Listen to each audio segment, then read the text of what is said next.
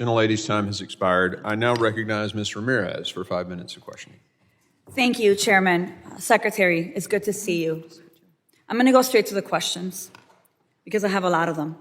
Let me start just following up with Congressman Goldman about judiciary. Do you agree that the judiciary is a co-equal branch of government and it is your obligation as a member of the executive branch to honor decisions made by the highest court of the land? Yes or no, Secretary? We are abiding by all federal judges' orders, absolutely. So yes, it's a co-equal branch of government. Okay, well, let me ask you a follow-up question to that. Do you agree that Congress is a co-equal branch of government and it is your obligation as a member of the executive branch to honor legislation and appropriations duly authorized by Congress? Yes or no? Yes, that's why I'm thrilled to work. Well, let me ask you the follow-up question here because I have a lot of them. Do you agree that Article 1 of the Constitution gives Congress the power of the purse? Yes or no? Yes, that is a duty. Do you of believe Congress that, to let be me able ask to you another appropriate follow-up, it's funds. just yes or no. Do you believe you have the power to disregard congressional appropriations and unilaterally repurpose funds that have been duly appropriated by Congress? Yes or no? Ma'am, we are not doing that. So the We are answer to using you is dollars no. as to All how right, they well, were it was a yes or appropriated. no, We're ensuring the Secretary. Let me programs have continue. Interestingly, you said no. But since you've been Secretary, you have repeatedly disregarded the law. You have illegally impounded funds that Congress appropriated and that your branch of government must implement pursuant to the law.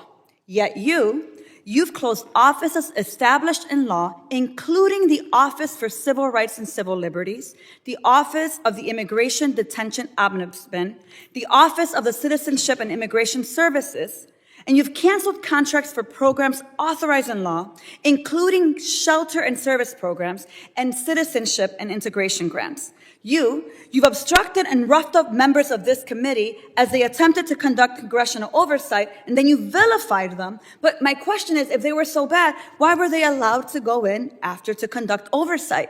Let me just continue. You redirected funds to terrorize our communities. You created taxpayer-funded political propaganda campaigns to terrorize families and children who don't sleep at night because of the terror of those commercials that you are putting out there.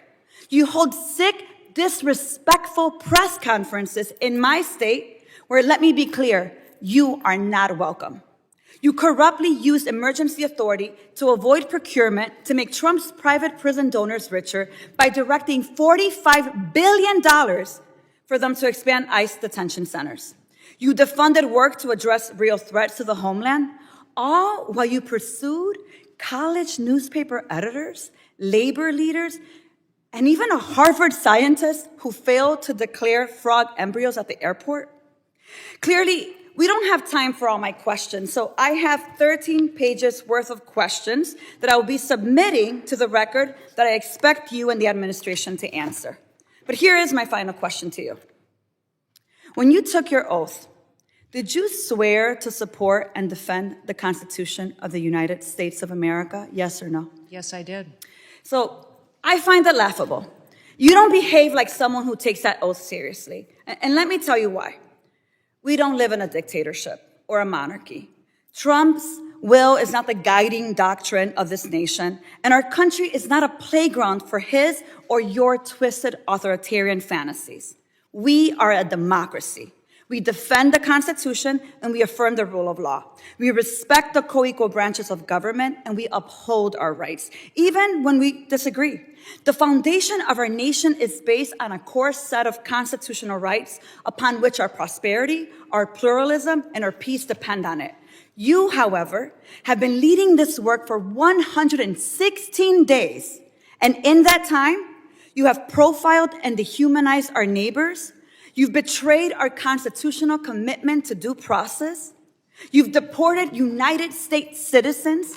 You've undermined the courts. You've broken the law. You've engaged in corruption, and you've weaponized the immigration system to violate civil rights. As Senator Murphy perfectly stated, your department is out of control. But you're responsible. You have betrayed the sacred fundamentals of your oath. And I believe to my core that you are not fit to hold the office. And I again, to your face, demand your immediate resignation.